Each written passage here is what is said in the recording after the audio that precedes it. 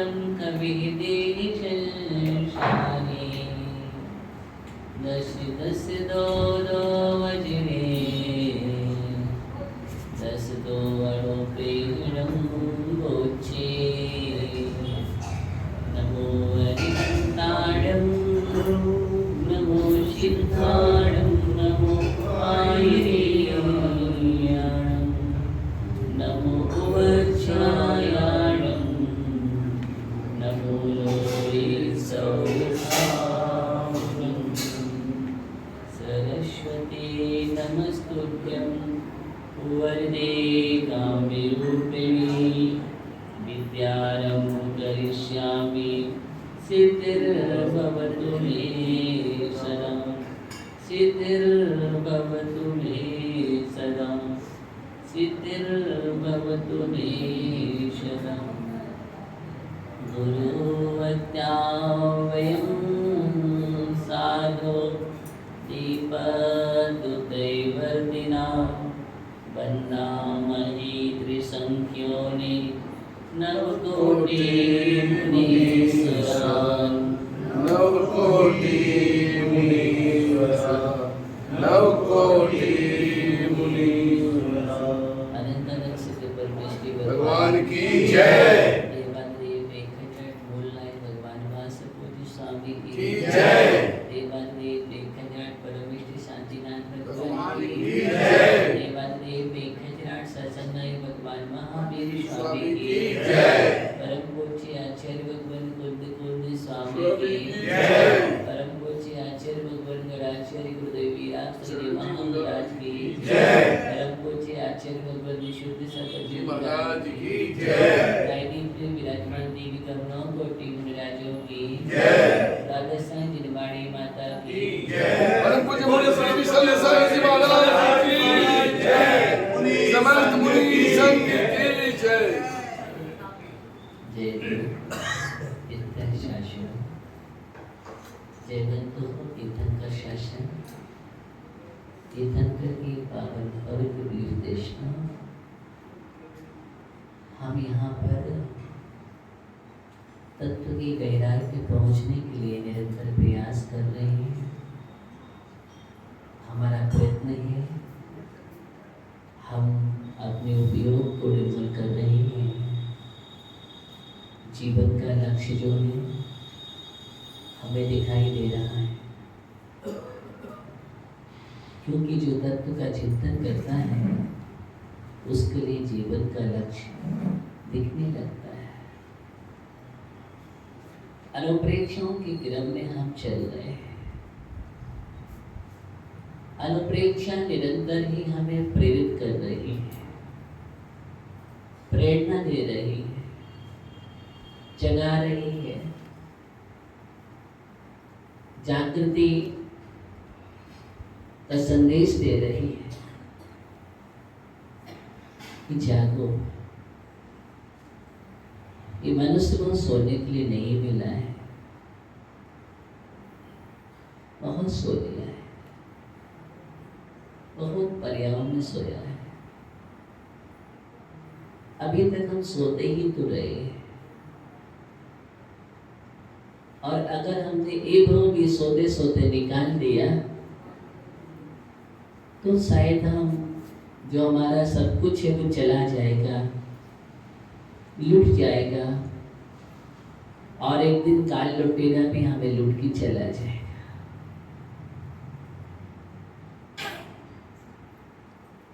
इसलिए आशा ने कहा कि जागृत हो जाओ, और जागृति के साथ अंदर में प्रकाश करो। जागृत भी रहो और प्रकाश भी रहे तो फिर हमें हमारे अंदर जो चोर है पहली बात तो प्रवेश नहीं करेंगे, और कदाचित प्रवेश कर भी गए तो फिर वो हमें दिखाई दे जाएंगे और उनको हम आराम से बाहर निकाल देंगे। दोनों बात कही गई है, और उसके साथ साथ ये भी कहा गया है कि दरवाजा बंद रखो। ऐसा भी नहीं कि दरवाजा खुला रहे तो भी काम नहीं बनेगा। उस हमें दरवाजे को बंद करना ही पड़ेगा, हमें उस क्षेत्र को बंद करना ही पड़ेगा अगर डूबने से बचना है। और हमें सम्यक व्यवस्थित नाव को इस पार से उस पार ले जाना है, संसार समुद्र से पार होना है। तो निश्चित ही हमारी नौका जो हो वो निश्चिद्र होना चाहिए, सचिद्र नहीं होना चाहिए। अभी तक हमारी नौका सचिद्र रही है तो हम डूब जाते हैं, बार बार डूब जाते हैं। कब तक चलाएंगे? छेद है नौका, कब तक आप आगे ले जाएंगे? कितना आगे ले जाएंगे? कदम तो कदम चलेगी। कितने चलेगी? कदम तो कदम, कहीं ना कहीं रुक जाएंगे।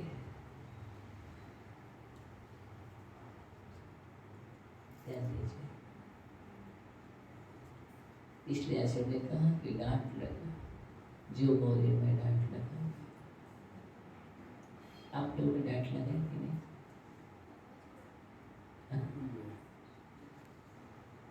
डांट को लगाए?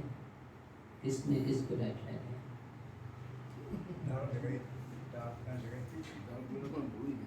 घर में गए आप लोग, किसको डांट करके आए? डांट नहीं लगे, जब निकला था डांट लगाना है। प्रकाश चंद जी किसको डांटा है? उपयोगी लग रहा है, संसार में अगर डांट लगा के आए हैं ना आप लोग तो ही सुरक्षा होगी, और डांट नहीं लगाई है तो सुरक्षा होने वाली नहीं है। सुरक्षित होने के लिए डांट बहुत जरूरी है।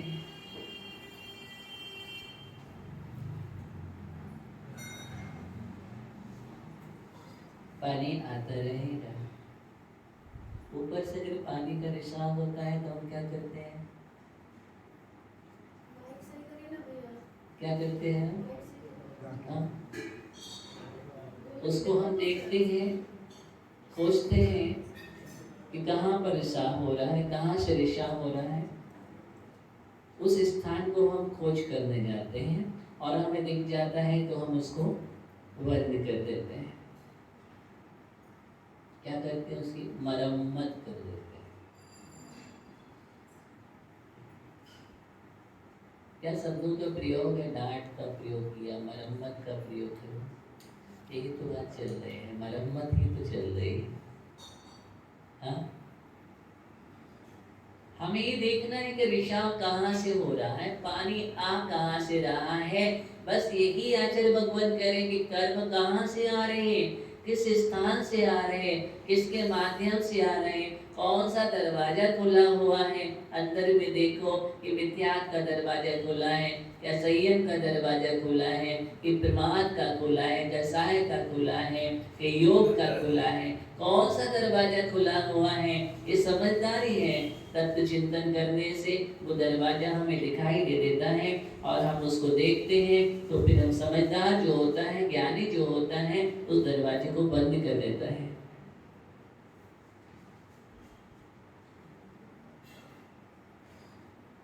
देखो, लेकिन अपने अंदर देखो,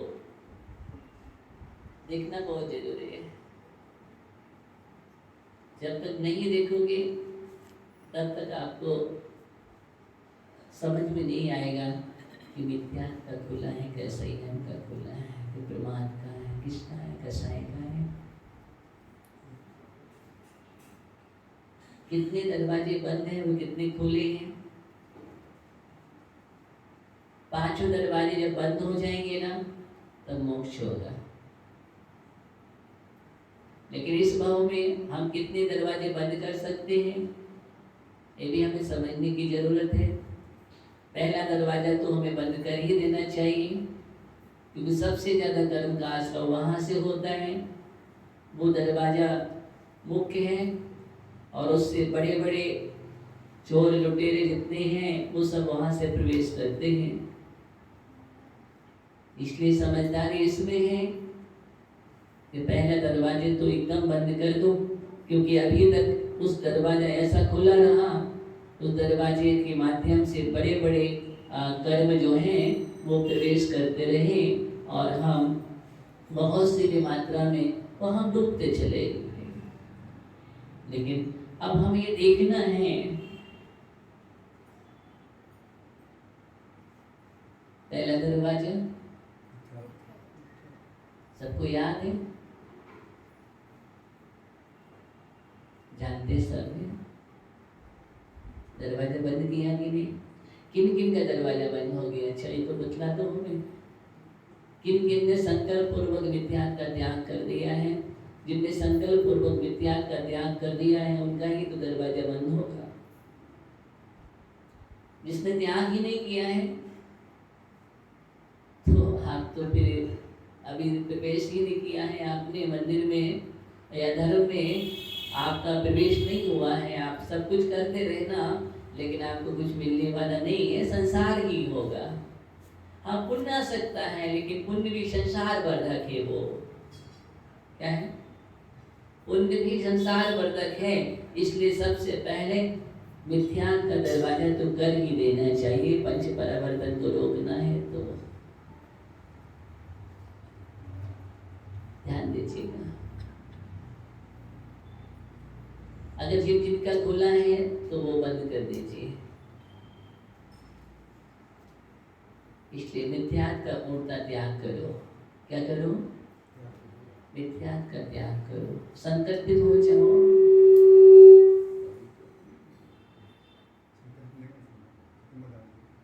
संकल्प करो। क्या करो? देव शास्त्र गुरु के साक्षी पूर्वक त्याग करो कि आज से मैं मिथ्या का त्याग करता हूँ। आज से मैं किसी भी प्रकार का मिथ्या का सेवन नहीं करूंगा। गृहीत मिथ्या का त्याग तो पूर्णतः पहले बुद्धिपूर्वक करो और फिर मन में बस आदि अंदर में भी अगृहीत जो बसा हुआ है उसका भी पुरुषार्थ करो। इतना संकल्प तो अपने जीवन में कर लो कि कम से कम कुछ भी हो जाए। मैं सच्चे देव शास्त्र गुरु जो है नव देवता है, बस इनको ही स्वीकार करता हूँ। यही हमारे आराध्य हैं। क्या है? यही हमारे आराध्य हैं। हमारा नमन भी होगा तो इन्हीं को होगा और गमन भी होगा तो यही होगा, कहीं अन्यत्र नहीं होगा। हम किसी के भय में नहीं आएंगे, हम किसी के लोभ में नहीं आएंगे, हम किसी के स्नेह में नहीं आएंगे, हम किसी आशा और मनोरथ को लेकर के नहीं जाएंगे, कामना को लेकर के नहीं जाएंगे। जो भी है अपने घर में ही रहेंगे, घर से बाहर नहीं जाएंगे। जो भी है हमारे वितराग भगवान है, हमें सब कुछ वहीं से प्राप्त होता है। अकूत खजाना जहाँ भरा पड़ा है तो वहाँ कोई कमी नहीं है। और तुम भटकते हो, इधर उधर जाते हो और जिससे कर्म का बंध करते रहते हो, सरागियों को पूछ पूछ करके, नहीं वो हमारा परमात्मा तो नहीं हो सकता है, वो हमारा भगवान तो नहीं हो सकता है, वो हमारा गुरु तो नहीं हो सकता है, वो आगम आगम नहीं हो सकता है। आगम तो वही है जो सच्चिदानंद के देशना है, उसका नाम आगम है। ऐसा हमें संकल्प करना पड़ेगा अपने जीवन में, तभी हम अपने जीवन में आगे बढ़ सकते हैं। जो बात सत्य है तो सत्य है, इसमें एकदम हमें अपने आप में प्रतिज्ञाबद्ध होना पड़ेगा, तभी हम एक कदम आगे बढ़ पाएंगे। और प्रतिज्ञाबद्ध नहीं है तो ये हमारा पर्याय जो है ऐसी चली जाएगी और हम घूमते रह जाएंगे। अब आप समझो क्या करना है। मुझे चिल्वाड़ी का काम, गुरुओं का काम बतलाना है, प्रयास करना है, जगाना भी है और जागना आपका काम है। जागना आपका काम है, सोना आपका काम नहीं है। इस बात को हम ध्यान में रख करके अच्छी तरह से सोच लेना कि हम कम से कम इस प्रकार का मिथ्या को त्याग कर दें अपने जीवन में। ऐसा संकल्प अपने जीवन में कर लें, तभी हमारे जीवन में उद्देश्य की सार्थकता होगी और जीवन में उद्देश्य होना ही चाहिए।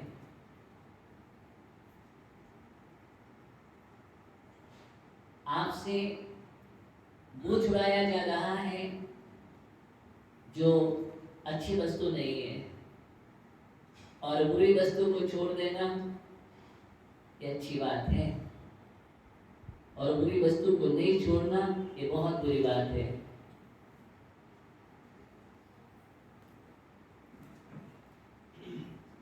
कोई आपसे अच्छी चीज नहीं छुड़ाई जा रही है, क्या बहुत अच्छी चीज है और आपसे कोई छीन रहा हो तो बुरा लगना चाहिए। अगर बुरी वस्तु कोई छुड़ा देता है तो बुरा नहीं लगना चाहिए, अच्छा लगना चाहिए। क्या लगना चाहिए? अशोक जी, अच्छा लगना चाहिए। अच्छी बातें अच्छी लगती हैं, और जिनको अच्छी बातें अच्छी लगती हैं वही तो अच्छा होता है, और जिन्हें अच्छी बातें बुरी लगने लग जाए उसका नाम छोटे भैया वही तो बुरा होता है। अच्छे और बुरे की पहचान यही तो होती है कि बुरा व्यक्ति कौन है और अच्छा कौन है। विजय भैया कौन है?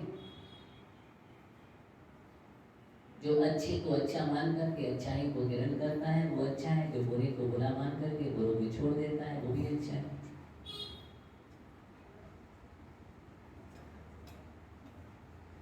अब कौन सा अच्छा है? दोनों ही अच्छे हैं, ध्यान दीजिए। तो हम इसलिए जोर दे रहे हैं, सारी बात अनुप्रेक्षा चल रही है, और अनुप्रेक्षाओं के चिंतन से इस प्रकार की हमारे अंदर प्रक्रिया होनी चाहिए, इस प्रकार के परिणाम होना चाहिए, तभी तो संबंध निद्रा का पथ प्रारंभ होगा ज्ञानियों। और जब तक ये है तो संबंध निद्रा कहाँ होगा? संबंध निद्रा होगा ही नहीं तो मोक्ष की बात ही नहीं है फिर। इसलिए अब संबंध और निद्रा का तो चल रहा है। क्या चल रहा है? संबंध और निद्रा का तो चल रहा है। तो संबंध का मतलब यही था कि अब रोक दो, बंद कर दो, सम्यक दर्शन रूपी दरवाजे को मजबूत तरीके से लगा दो ताकि मिथ्या अंदर प्रवेश ना करे। आश्रम हो रहा था, ये संबर है, इस सम्यक ये दरवाजा लगाना है। सम्यक का दरवाजा कसाय को रोकने के लिए अकसाय, विशुद्धि का दरवाजा लगा दो, प्रमाद को रोकने के लिए अप्रमाद का दरवाजा लगा दो, अश्चर्य को रोकने के लिए संयम का दरवाजा लगा दो, और योग के माध्यम से जो हो रहा है उस योगी बनकर के योग को अपने योग में लगा दो। देखो सब दरवाजे बंद हो जाएगा तो आप चितालय में विराजमान हो जाएंगे, पक्का है, गारंटी है, इसमें कोई दिक्कत नहीं है। और आप लोगों को ऐसे ही यही विराजमान रहना है तो फिर बात अलग है, आपकी बात फिर हम कुछ नहीं कर सकते हैं। फिर तो तीर्थंकर भगवान भी कुछ नहीं कर सकते, उन्होंने उपदेश दी, देशना दी, साधना की, वो मोक्ष चले गए, और हम यही है ना प्रकाश चंद्र। हाँ, कितना भी कहो, 8 महीने 6 महीने 7 महीने कितना भी संबोधते रहो, प्रकाश चंद्र जी जब तक अपनी और नहीं करेंगे तब तक प्रकाश नहीं होगा। स्विच तो स्वयं दबाना पड़ता है, क्या करना पड़ता है? हाँ, वो दबाना नहीं चाहते तो क्या करेंगे? अब इसमें हम कुछ नहीं कर सकते हैं। देखो, जागना तुम्हारी नियति है, जागो, तुम्हारे लिए है, हमारे लिए नहीं। हम करेंगे तो हमारे लिए होगा, तुम करोगे तो तुम्हारे लिए होगा। अपने की साधना, सम्यक साधना मोक्ष दिलाएगी, और साधना नहीं करोगे तो मोक्ष मिलने वाला नहीं है। अच्छा पुरुषार्थ करो, क्या करो? एक अच्छा पुरुषार्थ करो। इस समय मिला है तो मैं संबर की चर्चा कर रहा हूँ। संबर का मतलब क्या था? आश्रव का निरोध कर देना, रोक देना, आ रहा था उसको रोक देना, ठीक है ना? रोकने से, संपर्क करने से बहुत लाभ होता है। इसलिए साधक सबसे पहले, साधक हो या आराधक हो, सबसे पहले संपर्क करता है। क्या करता है? सबसे पहले संपर्क करता है, फिर निद्रा होती है।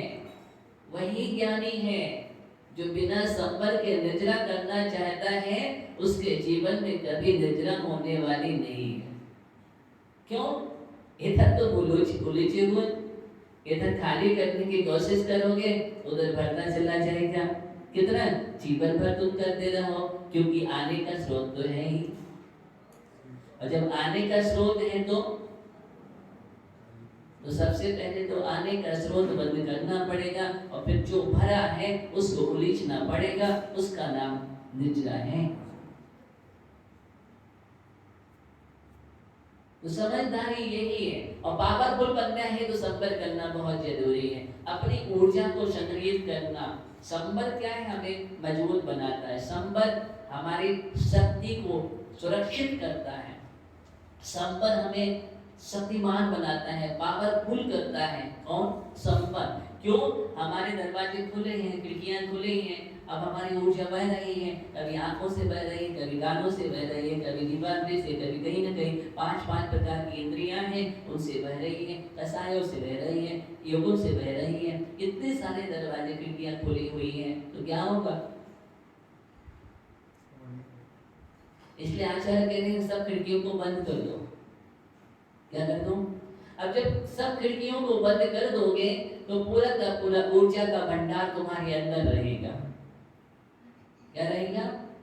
ऊर्जा का भंडार तुम्हारे अंदर रहेगा। तो जब तुम फिर जाकर के जो शक्ति है, अभी तुम्हारी इंद्रियों के माध्यम से तुम्हारी ऊर्जा खर्च हो रही है। समझ गए? अभी हमारी इंद्रियों के माध्यम से ऊर्जा नष्ट हो रही है, हम उसमें लगाए हुए हैं। और जिस दिन हम समृद्ध कर लेंगे उतने इतने मजबूत बन जाएंगे। कछुआ के बारे में जानते हो ना? कछुआ, हाँ, वो अपनी इंद्रियों को जब समृद्ध कर लेता है, अपने आप में गुप्त हो जाता है, ओपन कर लेता है, इतना पावरफुल होता है, इतना मजबूत होता है, उसकी पृष्ठभाग की पीठ, उस पर गोली का भी असर नहीं पड़ता है।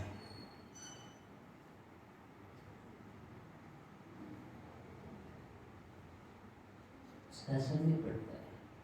इसके कछुए जैसे समृद्ध करो अपने आप को।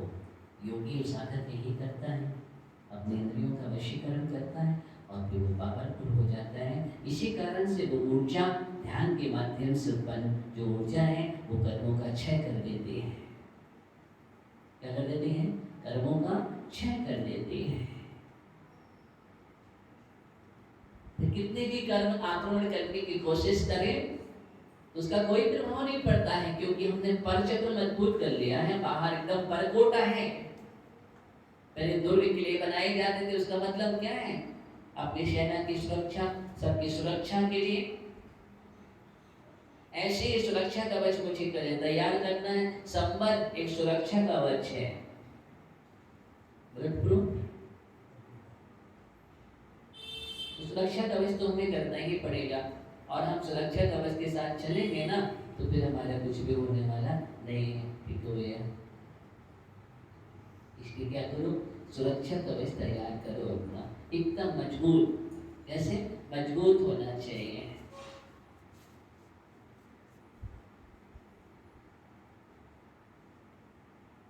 पहले जब के लिए दुर्ग होते थे और विभिन्न प्रकार के यंत्रों का प्रयोग करते थे, ऐसे ऐसे यंत्र लगा देते थे,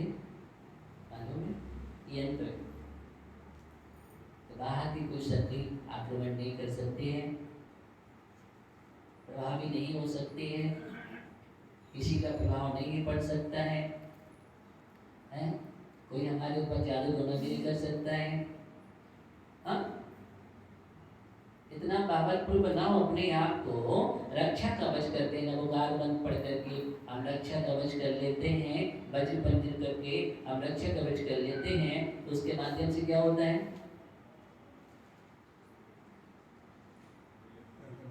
बाहर की कोई शक्तियां प्रभावकारी नहीं होती है। तो कोई कितना कुछ भी करता रहे, कोई प्रभाव होने वाला नहीं है। इसका नाम सेठी जी संबर है। क्या है? संबर है। जहाँ हम गुप्तियों से गोपन करते हैं अपने आप को, गुप्तियां कही गई हैं, समितियां कही गई हैं, इस सब संबर के मार्ग बतलाए गए हैं। समिति ना, तो गुप्ती है समिति। गुप्ती का अर्थ क्या है? सगुप्ती समिति दरबार परीक्षा पर से चारित्र्य संबल है, तो संबल मुद्रा दोनों होती है। इससे गुप्ती का मतलब है अपने का मन वचन काय का वशीकरण होना। क्या होना? मन का, वचन का और काय का। मन को अपने में लगा लेना, ये मन का गोपन है। जो मन का व्यापार अभी संसार में चल रहा था, उस व्यापार को हटा करके, बहिर्मुखी हटा करके अंतर्मुखी कर लेना, अपने में लगा देना, उसका नाम मनोगुप्ती है। क्या है? उसका नाम मनोगुप्ती है। वचन गुप्ती दूसरे होते हैं, अर्थात जो हम व्यर्थ में वचनों के माध्यम से, इसके माध्यम से, वचनों के माध्यम से जो हम व्यर्थ में अपनी ऊर्जा खर्च कर रहे हैं। क्या कर रहे हैं? व्यर्थ में अपनी ऊर्जा खर्च कर रहे हैं। उस ऊर्जा का संग्रह कैसे हो? तो पहली बात तो हमें ज्यादा से ज्यादा मौन धारण करना चाहिए। क्या करना चाहिए? मौन धारण करना चाहिए। कम बोलो, ज्यादा बोलने की आदत अच्छी नहीं है, इसलिए वैसे ही कहा जाता है कि कम बोलो और तौल बोल के बोलो। हाँ, सीमित बोलो, हित बोलो, मित बोलो, प्रिय बोलो। वो समिति में गया और गुप्ती में क्या था? मौन धारण करो। और वो नहीं कर पाते, मौन धारण नहीं कर पाते हैं, तो कम से कम अच्छा तो बोलो, हितकारी जो हो। मीठा तो बोलो, कड़वा तो मत बोलो, कठोर तो मत बोलो। और मीठा ऐसा बोलो जो मीठा हो। कुछ मीठा भी कड़वा होता है। क्या होता है? बोले हम तो मीठो बोल रहे हैं, नहीं, तो मीठो और मीठा सही होना चाहिए। जो हितकारी हो, जिसमें हित छिपा हो, क्या हो? हित छिपा हो। और जिसमें अहित छिपा हो, वो कोई काम का नहीं है। ऐसा मीठा नहीं, कोई काम का नहीं है। मुख मेरा, बगल में, एक काम नहीं। ऐसा नहीं होना चाहिए कि मुख में तो हम मीठे हैं और मन में काले हैं। मुख मिठास से भरा है और मन जहर से भरा हुआ है। नहीं नहीं, फासला भी नहीं होना चाहिए। मुख और मन में फासला नहीं होना चाहिए। जिह्वा तो गुणगान कर रही है और जीवन कुछ और बोल रहा है। उच्चारण कुछ और हो रहा है, आचरण की प्रक्रिया और जा रही है। कथनी कुछ और है और करनी कुछ और है। क्या कर रहे हैं? नहीं नहीं, बोलो तो जीवन बोले। क्या बोले? जीवन बोलना चाहिए। हम जिह्वा से बोलते हैं, जीवन से बोलने की आदत डालो। तुम्हारा जीवन से कैसे बोलेंगे? हाँ, जीवन से बोलने की तुमने आदत डाल ली तो तुम्हारी भी दिव्य खिलने लगेगी आगे। तीर्थंकर के देश ना जिह्वा से नहीं होते, सर्वांग से गिरती है। कहाँ से गिरती है? सर्वांग से। बदन से, सर्वांग से। हम ऐसा प्रयत्न करें, जब हमारा जीवन बोलता है ना, तो यही संस्कार पड़ जाते हैं। और जीवन मतलब अच्छा जब होगा, आचरण अच्छा होगा, जीवन अच्छा कार्य करेगा तो जीवन बोलता है। कहते ना, गुरुदास की मुद्रा ही मोक्ष मार्ग का उपदेश देती है। ऐसा लिखा हुआ है सर्वाश्री वेदपाद मोक्ष मार्ग बाबूसा ने रूपयंती। अब आप भी समझो, अब आप भी बिना बोले, क्या लिखा हुआ है? बिना बोले भी मोक्ष मार्ग का उपदेश देती है। मौन है धारण की, कोई बात नहीं। स्वाध्याय कर रहे हैं, तत्व चर्चा कर रहे हैं, सामायिक कर रहे हैं, ध्यान कर रहे हैं। अब आप अपने आप मोक्ष मार्ग का उपदेश चल रही है, कदम भी रख रही है, तो भी मोक्ष मार्ग का उपदेश चल रहा है। हर पल हर क्षण मोक्ष मार्ग का उपदेश। जब वो अपनी समृद्धियों का पालन करते हैं तो बराबर मोक्ष मार्ग का उपदेश चल ही रहा है।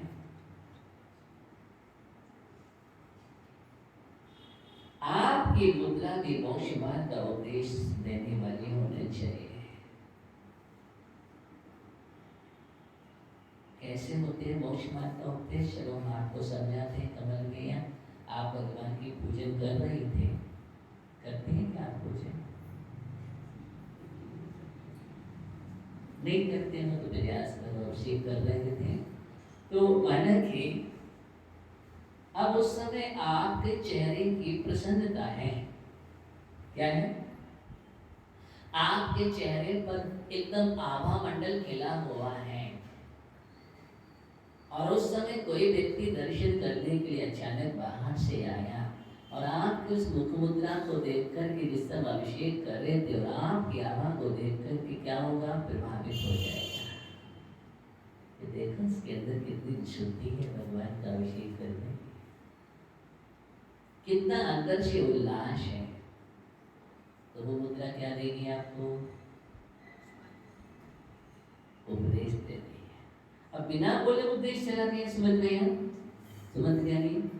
और कहीं अब अभिषेक कर रहे हैं, भोजन कर रहे हैं और आपका चेहरा डाउन है, मिलान है, मुरझाया है, या चेहरे पर क्रोध जैसा लग रहा है, या ऐसा लग रहा है कि जैसे कि ये मजबूरी में कर रहे हो अथवा मिलानता भरी हुई है, अब ड्यूटी जैसा कर रहे हो, तो अब ठीक है कर आते हैं।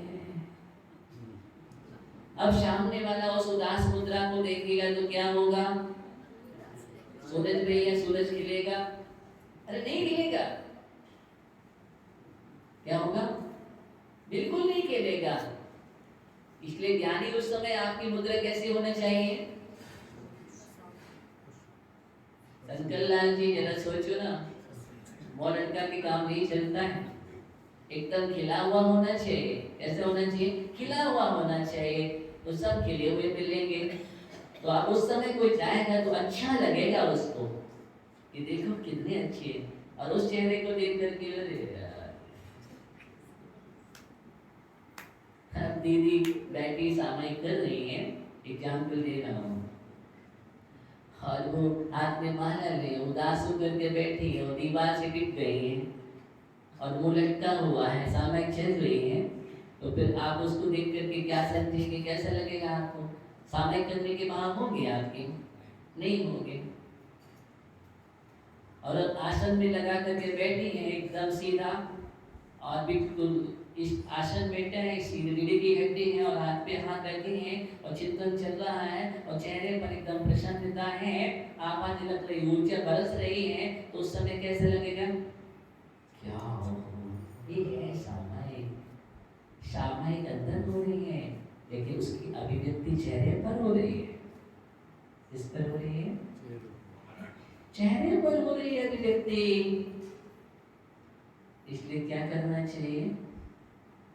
तो मैं समिति बुद्धि की बात कर रहा हूँ, तो आपकी मुद्रा इतनी सुंदर होना चाहिए। दरअसल श्री माता जी क्या होना चाहिए? कितनी सुंदर होना चाहिए कि आपको देखें कि हाँ उपदेश आप लीन होकर के सुन रही हैं, झूम करके नहीं। दोनों में अंतर है। लीनता एकाग्र होकर के सुन रही है तो उसका प्रभाव अलग होता है। और कुछ लोग क्या होते हैं? झूम करके सुनते हैं। बोले हाँ सुन रहे थे, बोले क्या सुना? उपदेश सुना है। क्या सुना? क्या निकला था? बोले अच्छा हुआ। बोले क्या अच्छा हुआ? अब ये मत पूछो।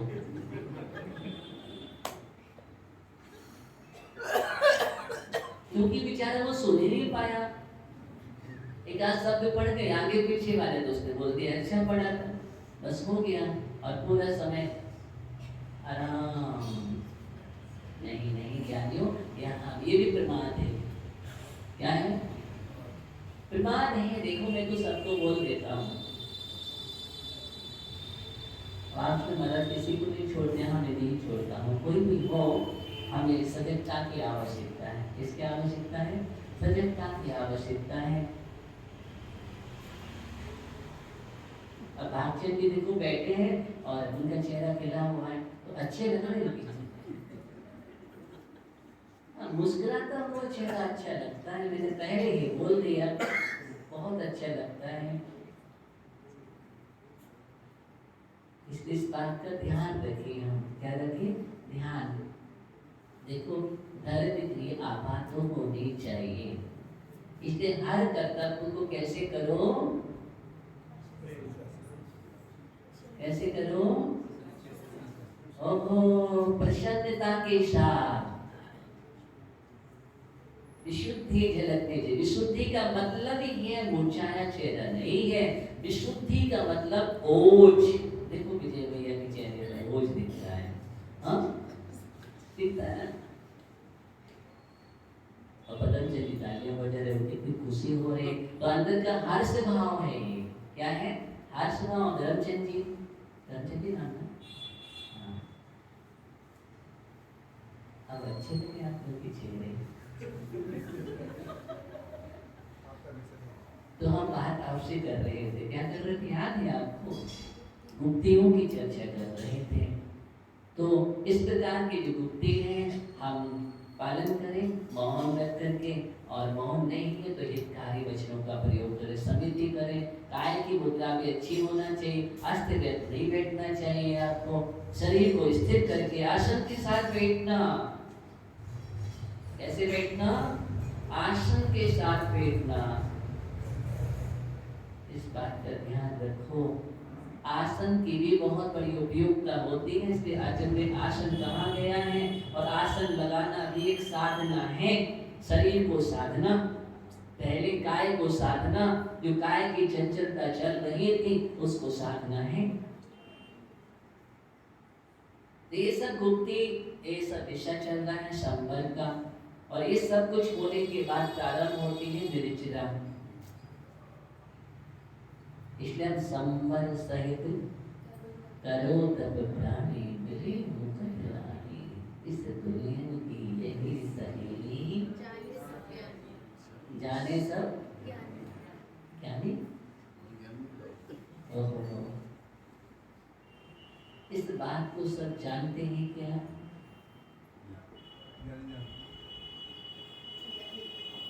इस तत्व को समझो, संवर सहित करो तब। जब भी तप हमारा होना चाहिए संवर पूर्वक होना चाहिए, संवर पूर्वक तप उसे ही कहते हैं, पहले संवर किया जाता है। निर्जरा तभी होती है, तप सा निर्जरा अच्छा, तप से निर्जरा होते हैं। इसलिए आचार्य यहाँ पर कहने वाले, अगर तुमने उपवास किया है तो मुंह लटका के मत बैठो, गुस्सा मत करो, जानते नहीं मेरे उपवास है, हम जान गए, नहीं ऐसा नहीं करना मुझे। एकदम वहां पर भी आपकी एकदम प्रसन्नता और विशुद्धि बढ़ना चाहिए। इसका मतलब संपन्न सहित तप है। मैं क्या कह रहा हूँ, इस संपन्न, उस दिन कषाय आदि नहीं होना चाहिए, बिल्कुल इंद्रियों का गोपन होना चाहिए। इसका नाम पहले संपर्क कर लिया हमने, क्या कर लिया, संपर्क कर लिया, उसके बाद तब हुआ है ना। अब निर्जरा होगी, तप सा निर्जरा चा, ऐसे तप से निर्जरा होती है। आचार्य भगवत ये समझा रहे हैं आपको बार बार, इसलिए पहले गोपन करने की आदत डालो, एकदम संभालो, परिणाम अच्छे करो, तो ही तो जीवन में है एक परिणाम और एक पुरुषार्थ। क्या है, एक परिणाम और एक पुरुषार्थ। परिणाम अच्छे होते हैं, अच्छे परिणामों के साथ पुरुषार्थ किया जाता है, तब कहीं जाकर के मोक्ष फलित होता है। इसलिए दो चीजों को सुंदर बनाओ। दो चीज कौन सी है, बात समझना, ये दोनों चीज हमारे लिए बहुत उपयोगी हैं। एक परिणाम और एक पुरुषार्थ, दो को समझो। ये दो हमारे जीवन में अगर अच्छी रही तो संबंध निजरा होगा, और ये दोनों ही नहीं है तो संबंध निजरा फिर होने वाली नहीं है। इसलिए परिणामों को सुंदर बनाओ, परिणाम सुंदर होगा। देखो अपनी भाव दशा को देखो, भाव दशा अच्छी है तो जीवन की दशा अच्छी है, और भाव दशा अच्छी नहीं है तो फिर जीवन की दशा और दिशा दोनों ही अच्छी नहीं है।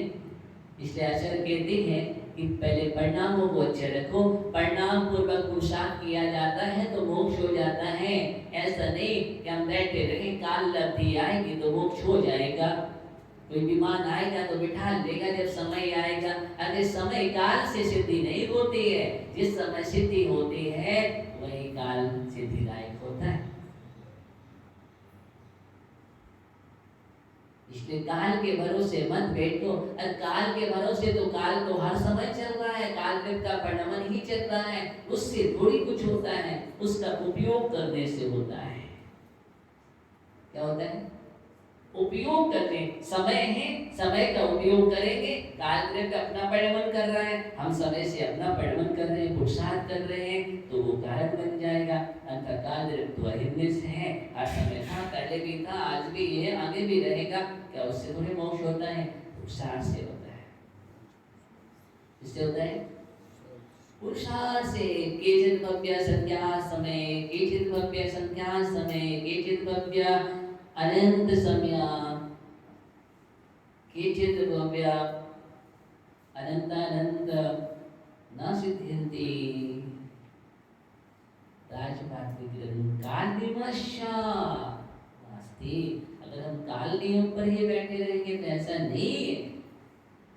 ये तपसा निद्रा की व्याख्या की गई। कुछ लोग कहते हैं ना, जब काल लब्धि आएगी तो मोक्ष हो जाएगा, उनको समझाने के लिए राजवार्ते में आचार्य अकलन स्वामी ने समझाया है कि नहीं, बहुत सारे जीव है, संख्या समय मोक्ष चले जाते हैं, बहुत समय संख्या समय में, बहुत समय अनंत समय भी लगता है, और कुछ ऐसे अनंत समय भी लग जाए तो मोक्ष नहीं जाते हैं। इसलिए यहाँ पर ऐसा नहीं है, काली माँ सर्वथा एकांत नहीं है। पुरुषार्थ करो। क्या करो? पुरुषार्थ करो। तो पुरुषार्थ करोगे तो निर्वाण तुम्हारा हो जाएगा। पुरुषार्थ ही नहीं करोगे तो निर्वाण कैसे होने वाला है? आज तुम अच्छी भावना भाओगे, अच्छा पुरुषार्थ करोगे तो आगे वही पुरुषार्थ तुम्हें आगे कारण बन जाएगा। और तुम आज नहीं पुरुषार्थ करो, कल भी पुरुषार्थ करो, किसी भाव में पुरुषार्थ नहीं करो तो तुम कहोगे मोक्ष मिल जाए, कहाँ से मिल जाएगा? नहीं। इसलिए उनको ये समझाने के लिए आचार्य भगवान ने एकांत, सबका एकांत नहीं होता है। यहाँ भी काल लब्धि पर बैठ जाए, हम तो बहुत सारी चीजें समझाई गई हैं। ये अंदर में ये भी नहीं होना चाहिए। अगर एकांत है सर्वथा, ये भी विद्यात है। यही तो अद्वैत विद्यात की दशा है। हमने दिलीप को छोड़ दिया, हमने बाहर का सब कुछ छोड़ दिया, लेकिन अंदर में बसा हुआ है, ये अद्वैत विद्यात है। बहुत सारा विषय है, लंबा चौड़ा विषय है, और सिर्फ हमें इतना समझना है, समय आपका हो गया है और जल्दी हो जाता है, क्या करें। तो सिर्फ इतना कहना है मुझे कि संवर और निद्रा का जो पद है, हम चले संवर अर्थात अपने आप को सुरक्षित करके। संवर का मतलब यही है कि हम सबसे पहले दरवाजा बंद करें ताकि हमारे जीवन में किसी प्रकार की कर्म ना आए। शक्ति तभी उभरती है, अपनी ऊर्जा को संग्रहित करना संवर का मतलब ये है। और निद्रा का मतलब ये है कि जो हमारे अंदर कर्म आ चुके हैं अब उनको निकालना प्रारंभ करो। जो गंदगी हमारे अंदर भर चुके हैं उस गंदगी को साफ करो। जो भी हमारे अंदर विकारी परिणाम है उनको निकालो। बुराइयों को समापन करना, एक एक बुराई को हटाते जाना निद्रा है। क्या है? अंदर की एक एक बुराई, एक एक अवगुण दुर्गुण जो भी है, दोष है, उनको धीरे धीरे हटाते जाओ। पुरुषार्थ पूर्वक निद्रा है। और जिस दिन सारी बुराइयां दूर हो जाएंगी, हट जाएंगी अंदर से, उस दिन मोक्ष हो जाएगा। तो हमें निद्रा का मतलब यही समझना है। आचार्य भगवान कह रहे हैं हमारी निद्रा का मतलब पुरुषार्थ है। निद्रा अनुप्रेक्षा में एक बात और कही गई है कि देखो, इस बात का ध्यान रखो कि हमें पुरुषार्थ करना पड़ेगा, तप करना पड़ेगा। और तप का मतलब क्या है? अभिपाक निद्रा। अभिपाक निद्रा का मतलब क्या है? अभिपाक निद्रा का मतलब यही है कि हम दूजी करें सो उद्यम करके मिटे जगत फेरा। कितनी अच्छी बात कही गई, उद्यम करके, उद्यम करके नहीं, उद्यम करके। उद्यम का मतलब क्या है, पुरुषार्थ करके, जगा करके साधना और तपस्या की जाती है। समय पर कर्म आकर के झड़ जाए कोई विशेषता नहीं है। पाल विषय माली, हम आम को तोड़ करके लाते हैं, कच्चे आमों को, और हम पाल में लगा करके पका लेते हैं समय के पहले। एक है विशेषता, इसका नाम है अभी पाक निर्जरा, और आम पक गया उस पर और वो गिर गया, वो कोई विशेषता नहीं है। कर्म उदय में आया, सब पूरा समय हुआ, निर्जरा हो गई, नया कर्म बंध गया, फिर निर्जरा हो गई। ये संसार चलता रहेगा। इसलिए हमें अच्छी साधना करनी है जीवन में, अच्छा उपयोग लगाना है जीवन में, अच्छा ये जीवन में लाना है, और ऐसा पुरुषार्थ करना है कि हम उन कर्मों को समय के पहले ला करके पका करके अलग कर दें। क्या कर दें? ये है संबल सहित तप। संबल सहित तप का मतलब यही है। और ये सब जितना भी है, भक्ति है, पूजन है, साधना है, नियम है, उपवास, एकासन, सामायिक, दीक्षा, ये सब कुछ, स्वाध्याय, तत्व चर्चा, ये सब उसमें कारण बनते हैं। क्या बनते हैं? कारण बनते हैं। मुख्यतः यहाँ वृत्ति को निर्जरा होती है, वृत्ति और महावृत्ति जीव है। अभिपाक निर्जरा का यहाँ पर जरा मुद्दा ही होता है, आवृत्ति को अभिपाक निर्जरा नहीं होती। इस बात का हमें ध्यान में रखना है। इसलिए हमें सही बनना बहुत जरूरी है, वृत्ति बनना बहुत जरूरी है। इस बात का हम ध्यान रखें। अगर नियम संयम नहीं है जीवन में, तो आचार्य भगवान कह रहे हैं, नियमित बिना प्राणी पशुर्यम न संस्या। नियम के बिना मनुष्य पशु ही है, इसमें कोई संशय नहीं है। अब आपको कैसा लगा? अब हम थोड़ी कह रहे हैं, आचार्य भगवान कह रहे हैं कि नियम और संयम से रहे। मनुष्य कैसा है? बिना पूछ का पशु के समान है। अब ये बात क्यों कही गई है? इसलिए कही गई है कि आप थोड़ा ऊपर उठो, पुरुषार्थ करो। ऐसा ना हो जाए कि असंयम के कीचड़ में ही हम जिंदगी को समाप्त कर दें। नहीं नहीं, ऐसा नहीं करना है। तब का मतलब है हम नियम और संयम धारण करें। अच्छा है, अब देखो वर्षा योग चल रहा है, अब चातुर्मास भी चल रहा है, कलश स्थापना आपने की है, तो आपका भी तो संकल्प है कि हम 4-5 महीने हैं, कम से कम अपने जीवन में रात्रि भोजन नहीं करेंगे। क्या नहीं करेंगे? रात्रि भोजन नहीं करेंगे। देखो ये चातुर्मास साधना का काल होता है, इतना तो हमें संकल्प कर ही लेना चाहिए कि 4 महीनों में हम रात्रि भोजन नहीं करेंगे। अगर हम 4 महीने में रात्रि भोजन नहीं किया तो अपने जीवन में कितने उपवास का फल प्राप्त कर लिया आप जानते हो ना?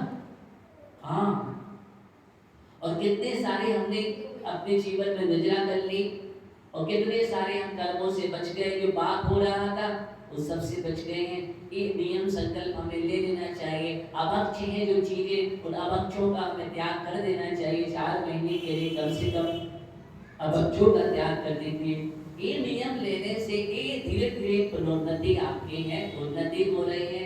यही क्रम है अभिपाक निर्जरा की ओर बढ़ने का।